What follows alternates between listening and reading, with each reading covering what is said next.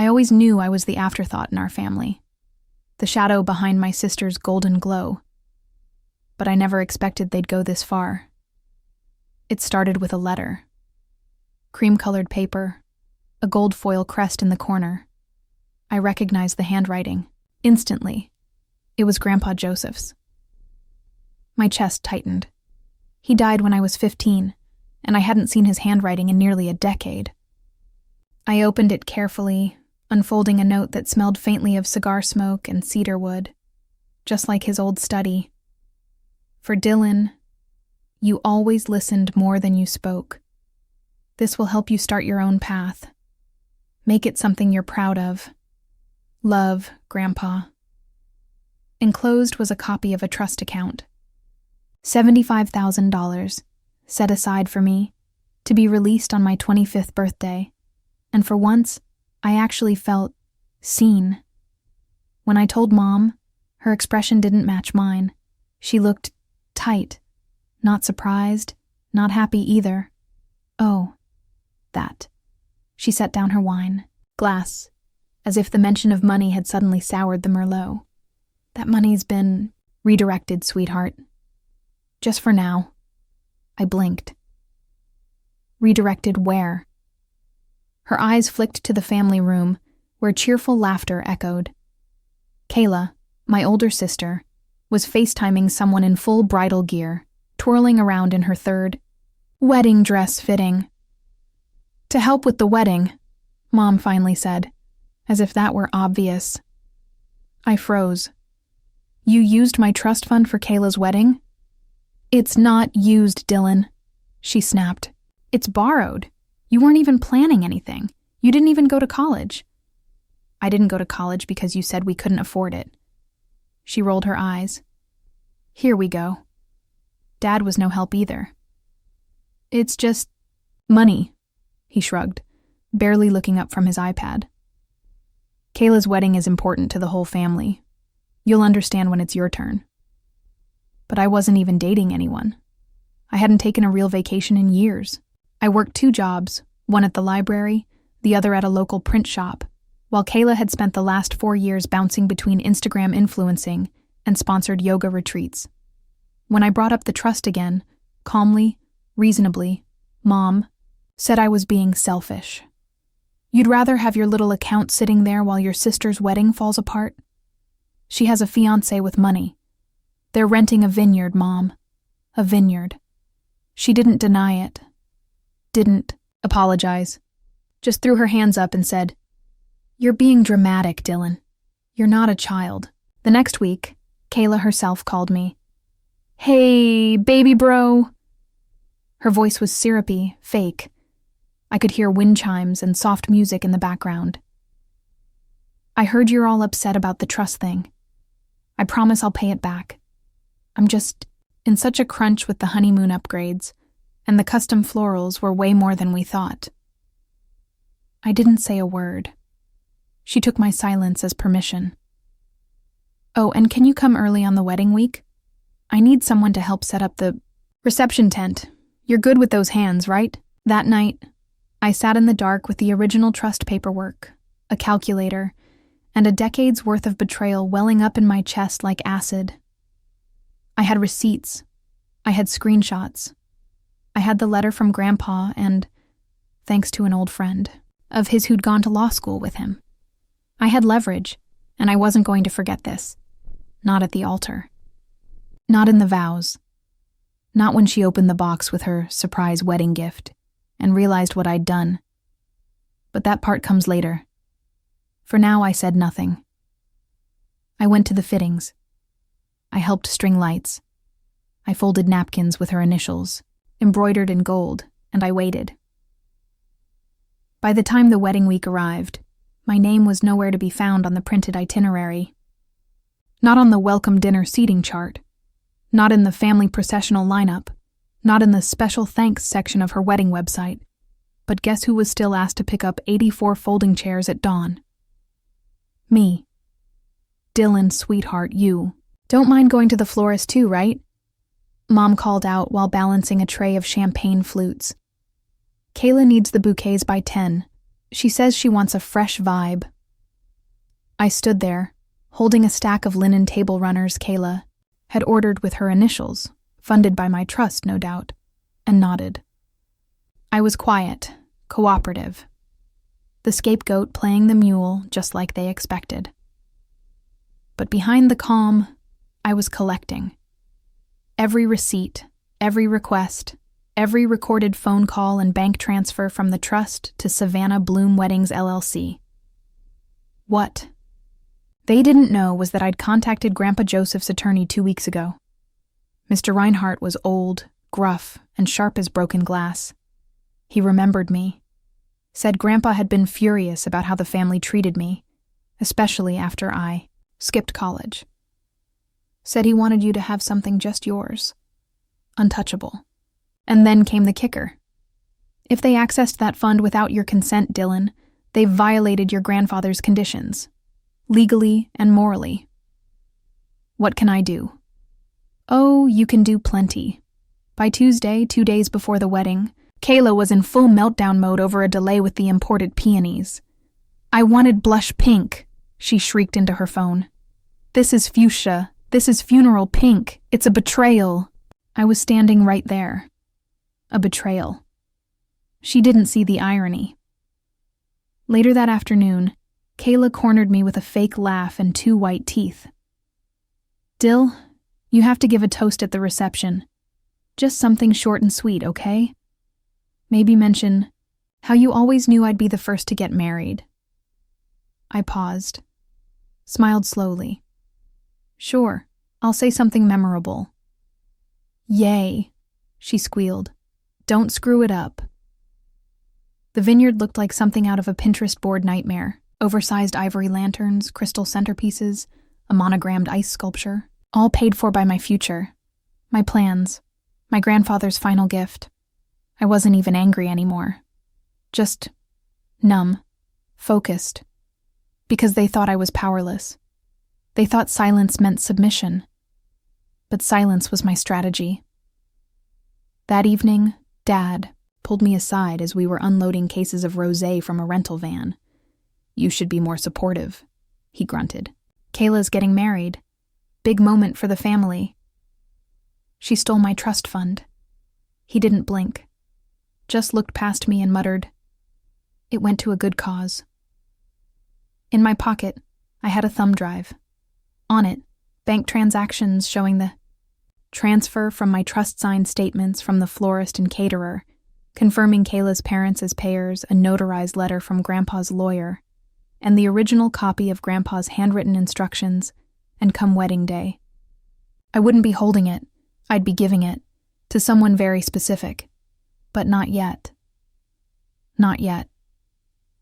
First, I had to help Kayla with the rehearsal dinner slideshow, because apparently she didn't know how to crop a photo.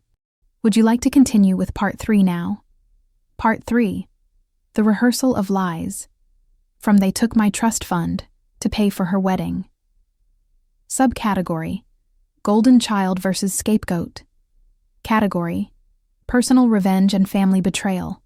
I spent the yeow. Rehearsal dinner surrounded by lace, wine, and applause I didn't earn. Or want. Kayla's fiancé, Mason, was surprisingly decent. Charming in a passive way, the kind of guy who thinks a silent wife is a blessing, and his mother should still book his dentist appointments. He clinked his glass and beamed every time Kayla smiled. Which was often, and mostly at herself. The slideshow I'd put together played behind her as she gave a tipsy, glowing toast. This whole week has been a dream, she said, twirling a champagne flute. And I just want to thank my parents, who gave me everything, literally everything, and of course, Dylan, my little brother, for being such a good sport. I felt everyone turn to me. I gave a little wave. Good sport. The slideshow ended on a picture of us as kids. Me holding a worm with a grin, Kayla disgusted, arms folded.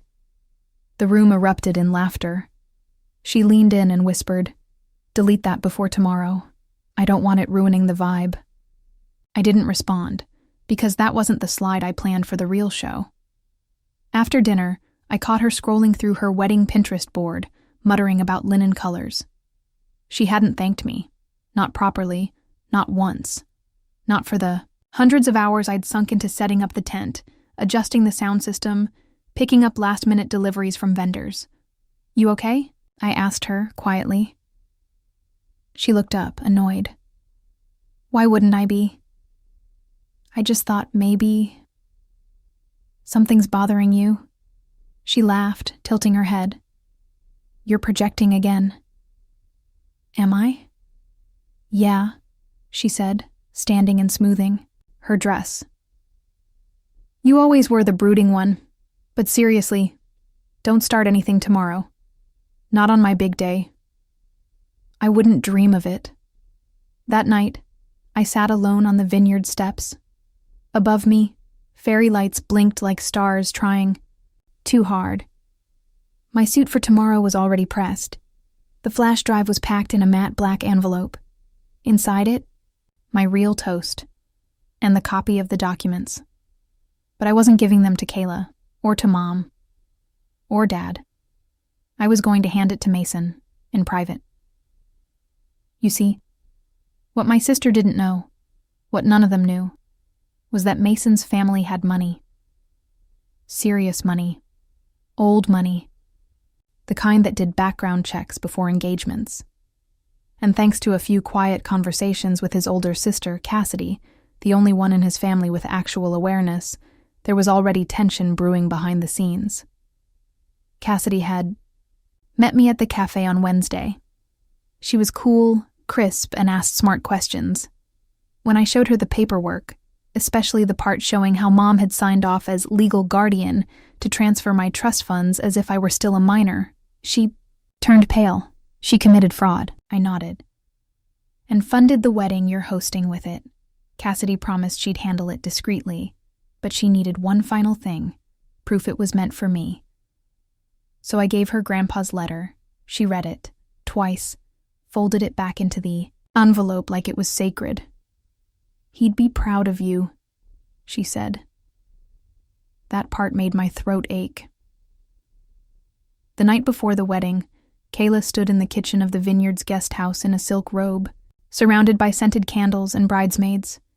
She handed me a folded napkin with Dylan's speech notes, scribbled on the outside in pink ink. "I thought this might help," she said sweetly. "Just in case you get stage fright." I opened. It inside was a joke written in her handwriting. "Thank you for making this wedding possible, even though you couldn't afford a tux without us." Everyone laughed, even Mom. I didn't. Because tomorrow, everyone would stop laughing. The morning of the wedding, the vineyard was glowing. Mist clung to the rows of grapevines like a silk veil. Everything shimmered under a pastel sky. Decorations fluffed, flowers delivered, waiters moving like ghosts through folding chairs and champagne towers. It was disgustingly beautiful. I stood at the back, unnoticed, like always. Kayla floated around in a beaded gown that likely cost more than my entire college tuition. She giggled while Mom buttoned her in, and Dad snapped photos, acting like they hadn't committed financial betrayal with the same hands that now passed her diamond earrings. "You look like a queen," Mom said tearfully. "She looks like the whole damn monarchy," someone whispered. I stayed out of the way. Just another worker bee in a navy suit. Mistaken twice for a server. I didn't correct them. I had my envelope in my jacket, and my moment would come soon. Cassidy met me by the outdoor altar during sound check. She wore slate gray silk and quiet, rage behind her smile. "He saw it," she murmured, nodding toward the groom's suite. "I showed him everything. The transactions, the misuse, the letter from your grandfather." I swallowed hard. "And he wants to talk to you, privately, before the vows." 10 minutes before the ceremony, I stepped into the shaded side path near the wine cellar. Mason was already there, pacing in his tux, a deep crease between his brows. He turned when he saw me. "You really weren't exaggerating," he said, voice low. Nope, he exhaled, running a hand through his perfectly gelled hair. She didn't tell me anything. Not about the fund. Not that it was yours. Not that she pressured your mom into pulling it. She told you it was borrowed? He nodded. That her baby brother wouldn't even notice. I stared at him. Do you want to go through with this? Mason looked at the vineyard, the guests taking their seats, the aisle of perfection lined with stolen petals. Then back at me. I need one thing, he said quietly. Let me decide how this ends. I didn't go to my seat when the ceremony started. I waited behind the DJ tent with Cassidy, where I could still hear every vow, every gasp, every fake laugh echoing through the hillside. The officiant called for the rings. The violinist played a soft interlude, and Mason cleared his throat. Mason and Larry Langford, have prepared something I'd like to say before I continue. Every head turned. Kayla blinked. He pulled a folded sheet from his pocket. This wedding was built on a lot of things. Love, sure. Excitement, commitment, aesthetics. But also, he paused, eyes flicking to her parents. Money. And the source of that money matters. You could hear a pin drop. Even the wind stopped. Because when you build something this beautiful using someone else's future, without permission, that's not celebration. That's theft. Kayla's smile faltered. Mason, she whispered. But he continued. Today, I found out the truth. That the fund used to create this wedding was not Kayla's, not her parents'.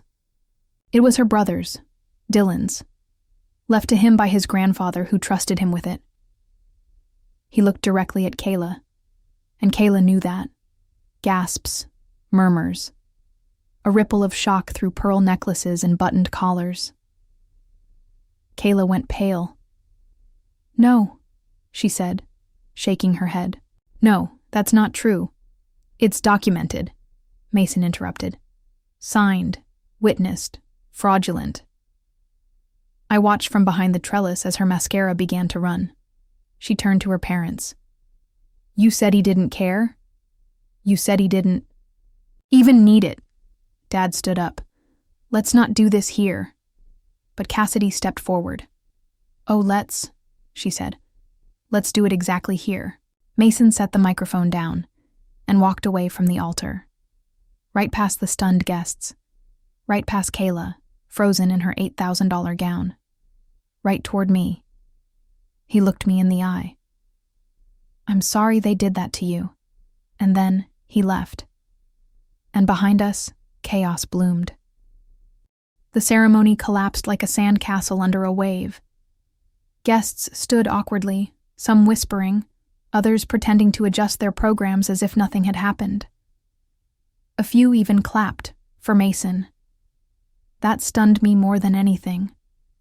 Kayla just stood there, motionless at the altar. Her veil tangled in the wind. One heel slightly sunk into the grass. Betrayed, not by a scandal or a stranger, but by the version of herself she thought the world would always believe. Mom was the first to react. She stormed up the aisle, heels crunching over scattered rose petals, grabbing Kayla's arm like she was 5 years old again and throwing a tantrum in a grocery store.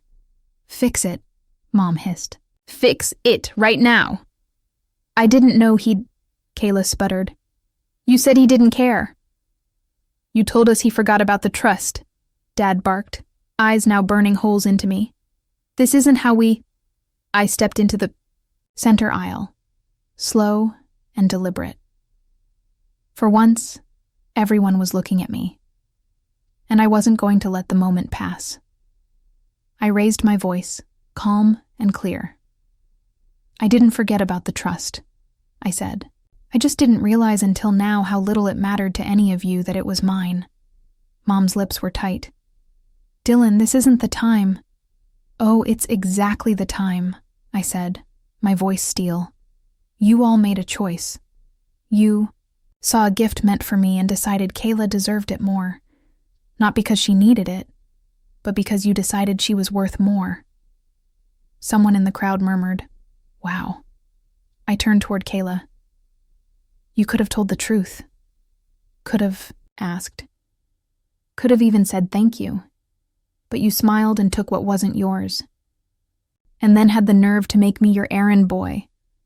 Kayla's eyes welled, but she said nothing. No denial. No apology.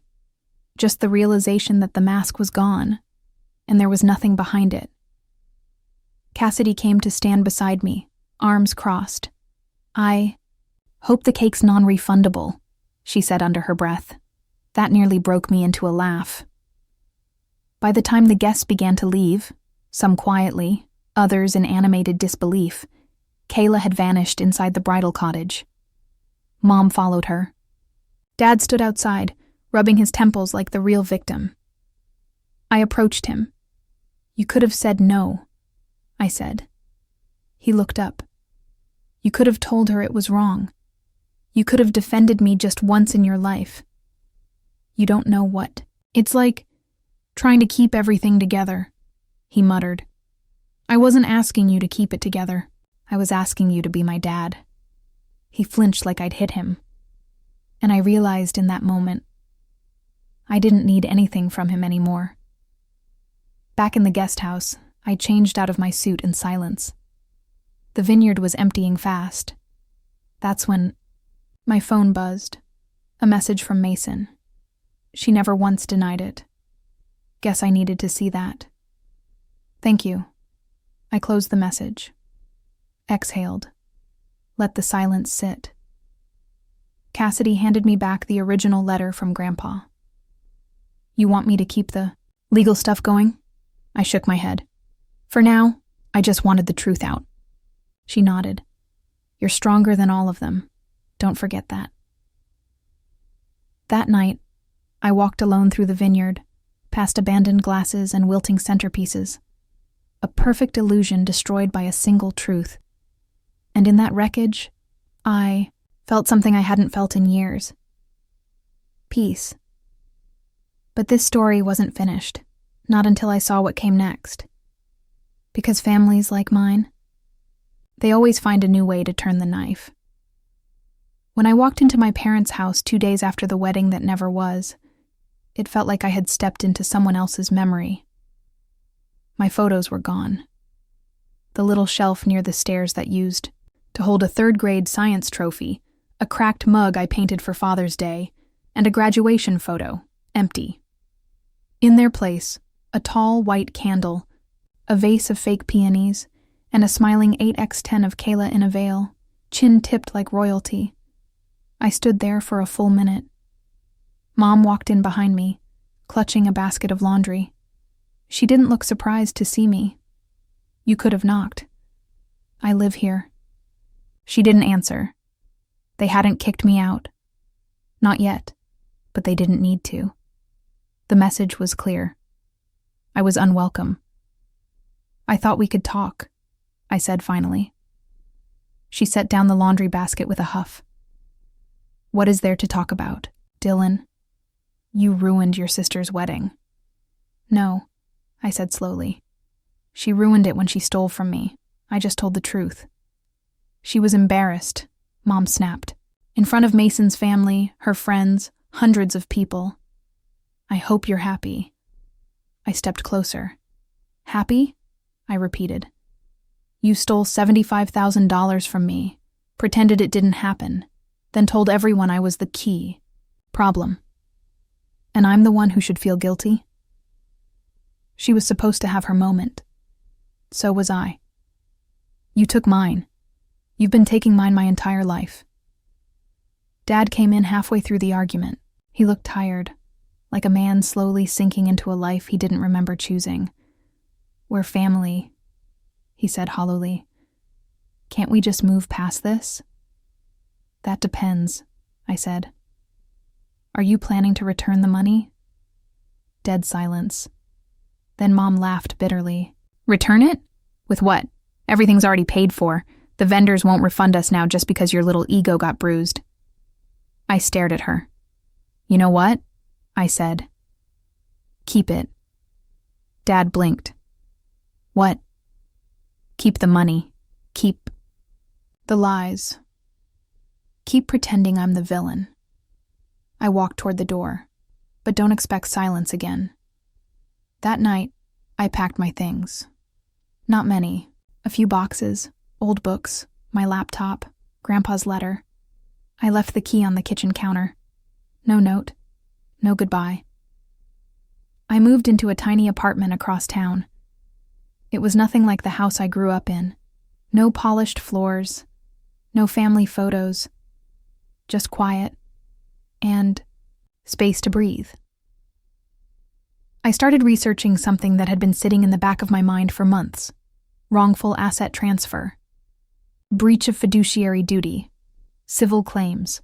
Not because I wanted the money anymore, but because they didn't deserve to get away with it.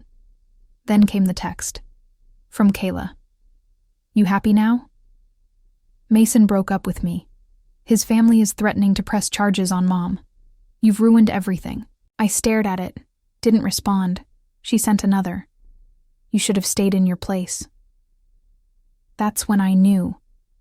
They still believed I was beneath them. That telling the truth was betrayal. That exposing theft made me disloyal. So I started collecting, again. Not to embarrass her, not to punish them, but to build something of my own, stronger than anything they could take. And when it was finished, they'd hear about it the way I heard about everything else in my life. Secondhand. The apartment was small, but it was mine. No pastel throw pillows, no monogram tea towels, just clean walls, soft light, and the sound of no one telling me I was selfish. For the first time, I wasn't surviving in someone else's shadow. I was planting something in my own light. And I started with the truth. I took a job offer from a friend at a startup media firm. Low pay at first, but the experience was gold. I'd learned enough about digital campaigns, IP rights, and legal content licensing to make my own project. A platform for young adults navigating financial abuse inside families. At first, it was just a blog. A single post titled, "The Wedding My Future Paid For." I didn't name names. I didn't need to. The story spoke for itself. Within 3 weeks, it went viral. Shares, comments, DMs from strangers saying, I thought it was just me. By month 2, I had interviews lined up with 2 podcast shows, a nonprofit that wanted to sponsor outreach articles, and a small but fiercely loyal community building around the idea that silence wasn't strength. It was cathartic, and I was done asking permission to exist. Meanwhile, the echo of my family's collapse found its way to me, piece by piece. A cousin reached out on Facebook. Why aren't you at the family brunches anymore? Heard some stuff went down. An old neighbor sent me a video of Kayla at a party, tipsy, muttering under her breath to friends. My own brother tanked my wedding because he couldn't handle me being happy. But the pity party wasn't playing like it used to. Mason's family had quietly pulled out of the wedding contract lawsuit, but they had exposed enough to scare the vendors. Vendors who were now asking who actually signed the payments. Guess who? Mom called once. Blocked number. No voicemail. I didn't answer. It wasn't until a letter arrived, real paper, handwritten address, no return name, that I felt my hands tremble again. I opened it slowly. Inside, a single line on crisp stationery. You were never meant to win. No signature, no explanation, just venom. But I knew that handwriting. Dad.